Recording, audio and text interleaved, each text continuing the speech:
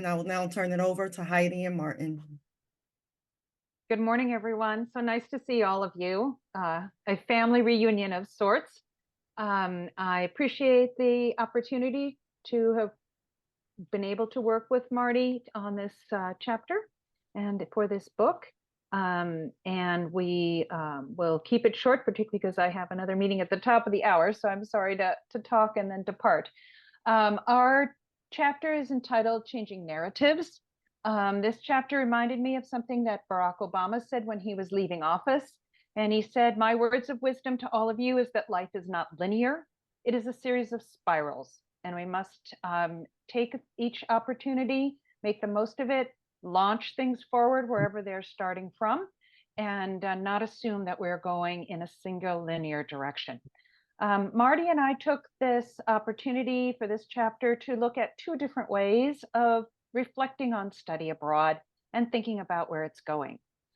Marty's section is entitled A Bird's Eye View, and he looks at international education from the organizations that were present when he entered the field in 1976 for his career, and talks about Fulbright, Forum, NAFSA, and all that they have done to professionalize our organization, to help guide concepts of cross-cultural integration and communication, and to also look at how do we take these concepts, these very important ideas and growth opportunities, and channel them into career strategies, career opportunities, and ways to be more thoughtful in the workplace for young people. And I'm sure Marty will follow up. I'll do my short share and then turn it over to Marty. And I think this is an incredibly important topic, and so relevant for all of us today. Every organization you can think of, from the mom and pop store to Apple or anybody else, is international. They're hiring virtually, they're hiring international. Gateway itself has our marketing team in Kenya and our computer team in India. So the need continues to be great, and the value, I think, critical.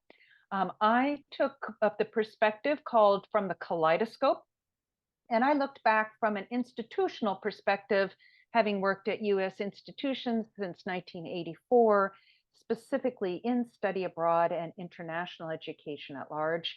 And looked at the growth and the change that occurred.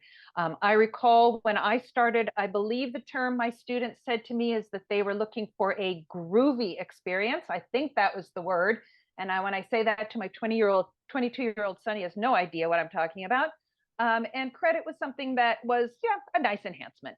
That was a pretty elitist world. And since then, we've done a lot to diversify. And I'm very excited for that. And as the world has shrunk, as the opportunity to communicate across borders, as Sora pointed out, exists, we have diversified the field in so many important ways. Engineers going abroad, students with disabilities going abroad. The things that were not happening when I started in the field are happening. And COVID certainly was a shock to the system, but I'm going to work with Obama's wise words and consider every spiral an opportunity. And I have seen that opportunity be realized through COVID. So our work to diversify and expand access has not changed. And that continues. And COVID has been an instigator for creative thinking. So virtual learning, the opportunity to integrate virtual learning into the classroom so that every student, whether they study abroad or not, has access to some form of virtual education. COIL has done a tremendous amount of work in this area.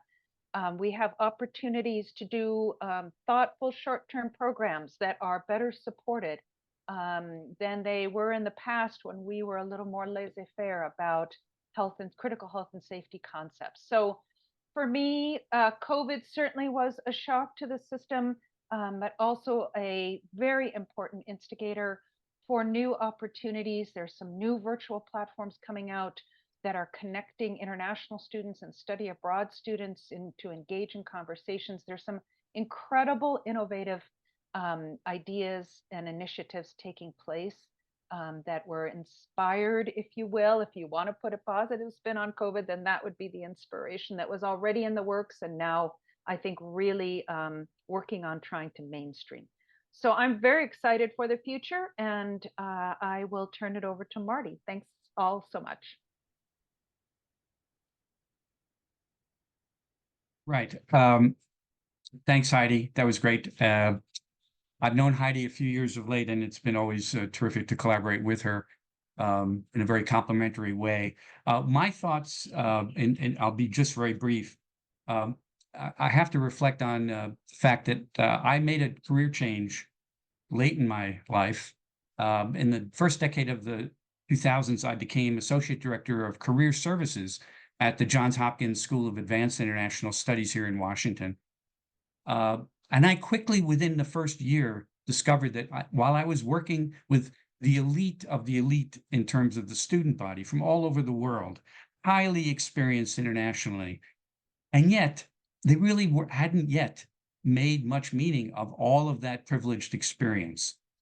It led me to begin, ever since, for the past 15 years, writing more about the end game, the outcome of education abroad. And the fact that as our campuses have become far more diversified than all of us saw at the beginning of our careers, when campuses were mostly white, faculty were mostly white, students going abroad were definitely mostly white and women, and things have really turned upside down about that. But that reflection is foundational, I think, to where we find ourselves now, and led me to write more about the issue of linking international experience to student career development and employability in a very focused and intentional way, and not as a kind of sideshow ignored, but rather where we all were focusing on numbers and the metric as a measure of success on our campuses and in organizations to prove the worth and value of our efforts to send more American students abroad. So that's really where I came from in the chapter and my piece. I think one of the conclusions I had led to me saying that there needed to be development of a wider range of strategies for career integration to assist students making informed decisions about the type of education abroad experience that would be best aligned to support their academic program and their career aspirations. That's been a strong emphasis in my writing, in my speaking on campuses at NAFSA and so forth. And so I'll conclude there. It's been a privilege to be associated with all of you in the book. Thank you.